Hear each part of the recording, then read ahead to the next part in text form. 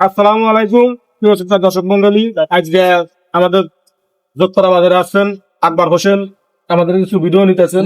চার দোকানে বসে আমার বক্সবেলা চা বেছে দুধ চা হলে 10 টাকা পিস আর রং চা হলে 5 টাকা পাওয়া যায়।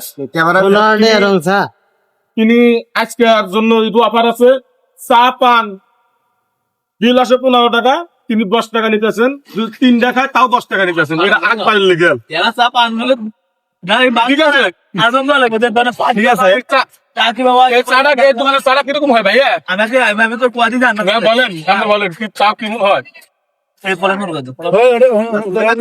বলেন চা কেমন হয়? ভালো। পান 50 দিয়ে পান বেছে ভাইয়া? কাঁচা সুপারি বেছে কি? মামা আপনি এই দোকানে চা পান খান? মুরগির